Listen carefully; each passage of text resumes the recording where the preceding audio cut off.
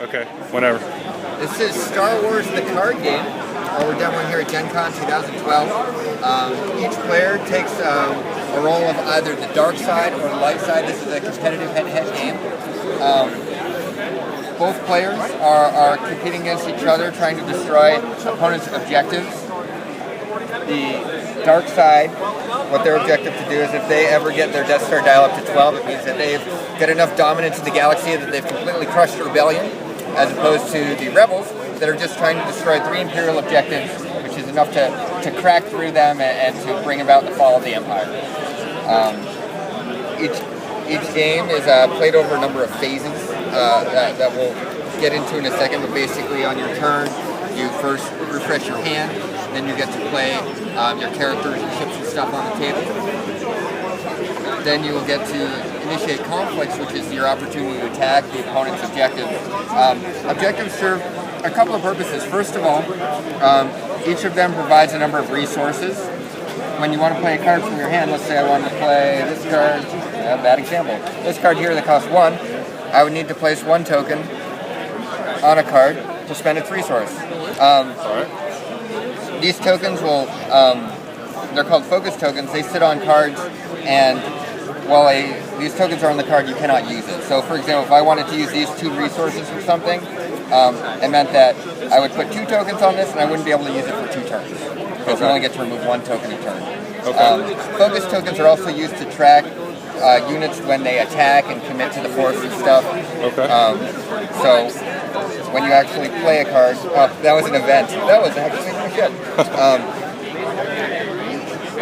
So they're the main way that you exhaust your cards. So let's see. So basically, let's say it was the Empire's turn. I would draw my cards. I would get to play my cards, so I could put out this Sith library. That one costs 1, gives me a bunch of resources. I can put out these Imperial Stores, the ISB Interrogators. They also cost 1. They're a character. And I'll put out the Emperor's Royal Guard, and they cost me 2. So that might be my deploy phase. I might want to save some resources for events and stuff during my turn. Okay. On the first turn of the game, I can't initiate any conflicts because the Rebel doesn't have any cards out. So on the Rebel player would then take his turn, put out his cards. Let's find some cards we put out. Let's say we put out this Jedi in hiding. She costs 2. You could either put 2 on 2 different cards, or you could put them both on the same one. Let's say that was the only card you wanted to play on your turn. Then you would go straight to conflicts. And during the conflict phase, you decide which of my objectives you're attacking. So let's say she decides she's going to attack this one here.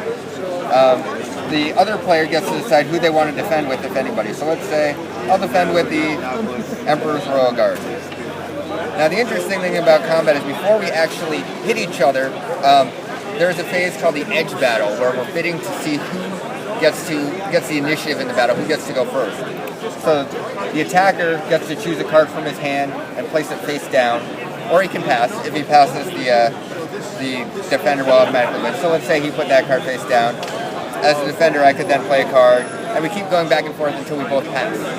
Once everybody's passed, we flip these cards face up, and whoever has the most force icons gets to strike first.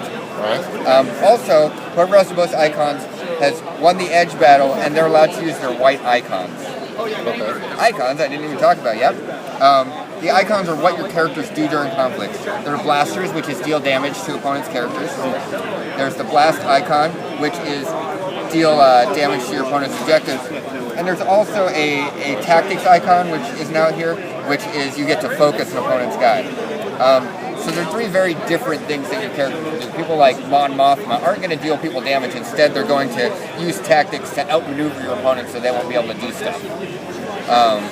So in this particular battle example, I won initiative, so I would get to strike first. So I could focus him to use his blasters.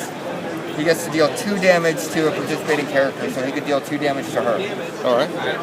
Which would end up killing her before she even gets to attack. Okay.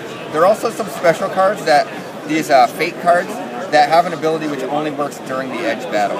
So this card, for example, deals 1 damage as soon as we reveal cards during the edge battle. So I wouldn't have even needed to attack her with this guy. So when's the planned release for this, or do you have an idea? So we're planning to release this Q4 2012, so not too far. Okay, good deal. And does this have any sort of base in the old Star Wars trading card game from? No.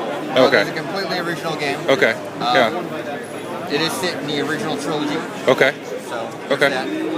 But since we're doing like original art and stuff, we can dip a little more into the extended universe and get nice. a lot of new stuff that I think players haven't seen from other Star Wars card games. Good. Good. Thanks. Appreciate it. You bet.